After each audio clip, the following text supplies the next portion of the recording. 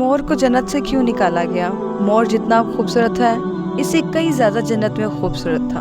مور کی خوبصورتی پر سبھی فدا تھے، لیکن ان سب خوبیوں کے باوجود مور سے ایسی کون سی خطا ہو گئی تھی جس سے اللہ تبارک و تعالیٰ نے مور کو جنت سے نکال دیا؟ آئیے آج اس بارے میں جانتے ہیں۔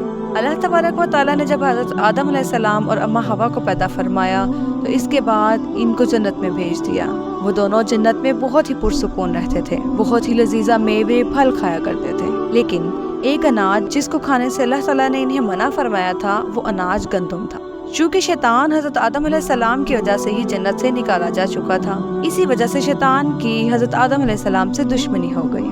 شیطان یہ چاہتا تھا کہ وہ کسی بھی طرح حضرت آدم علیہ السلام کو جنت سے نکال دے اور ساتھ میں اماں حوا کو بھی جنت سے نکال دے۔ جب شیطان کو یہ خبر ہوئی کہ حضرت آدم علیہ السلام کو تمام میوے کھانے کی اجازت ہے لیکن گندم کھانے کی اجازت نہیں، تو شیطان انتقام کی آگ دل میں لیے جنت کے دروازے پر بیٹھ گیا اور 300 سال تک وہاں پر بیٹھا رہا کہ کوئی جنت کے دروازے سے باہر آئے اور شیطان اس سے بات کر سکے۔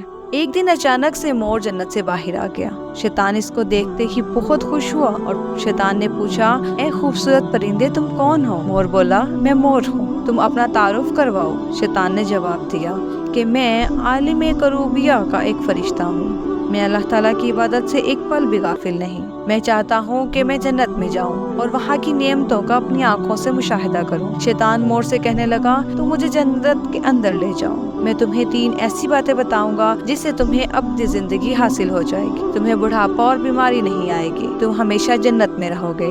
شیطان کی یہ باتیں سن کر لالچ میں آ کر مور نے کہا کہ مجھ سے تو اتنی طاقت نہیں کہ میں تمہیں جنت کے اندر لے جاؤں، لیکن ایک سانپ میرا دوست ہے، وہ شاید تمہاری مدد کر سکے۔ یہ کہہ کر مور سانپ کے پاس آیا اور اس کو ساری بات بتائی۔ سانپ بھی شیطان کی باتوں میں آ کر بہت خوش ہوا، پھر شیطان کو اپنے منہ میں چھپا کر جنت میں داخل ہو گیا اور یوں شیطان اپنی جال میں کامیاب ہو گیا۔ جنت کے تمام نگہبانوں کو یہ معلوم تھا کہ شیطان پہ چال چل رہا ہے اور جنت میں داخل ہو چکا ہے۔ فرشتے شیطان کو جنت سے نکالنے لگے، تبھی اللہ پاک کا حکم ہوا کہ اس کو ابھی تک جنت میں ہی رہنے دیا جائے۔ وہ فرشتے اللہ تبارک و تعالیٰ کے حکم سے رک گئے۔ شاید یہ حضرت آدم علیہ السلام کا امتحان تھا۔ شیطان حضرت آدم علیہ السلام کے پاس اور اماں حوا کے پاس جا کر اپنی محبت کا اظہار کرنے لگا۔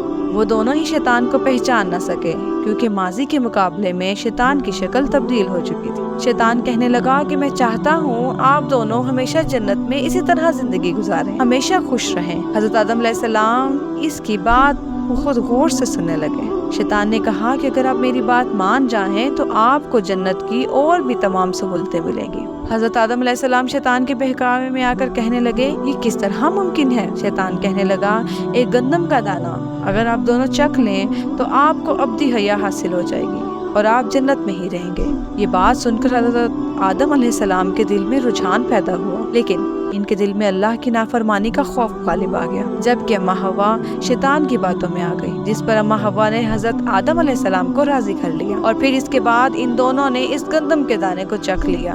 جیسے ہی گندم کا دانہ ان کے اندر گیا وہ دونوں کے ستر واضح ہو گئے، جس کے بعد دونوں اپنے اپنے ستر چھپانے لگے اور خوف خدا سے کانپنے لگے۔ اسی دوران اللہ تبارک و تعالیٰ نے فرشتوں کو یہ حکم دیا کہ حضرت آدم علیہ السلام اور اماں حوا دونوں کو زمین پر اتار دو۔ حضرت آدم علیہ السلام کو سری لنکا کے قریب نیچے زمین پر بھیج دیا، جبکہ اماں حوا کو جدہ کی سرزمین پر اتارا گیا۔ جن خوبصورت پیروں سے چل کر مور شیطان کو جنت کے اندر لے کر آیا تھا، وہی خوبصورت پاؤں اللہ تعالیٰ نے مور سے لے لیے۔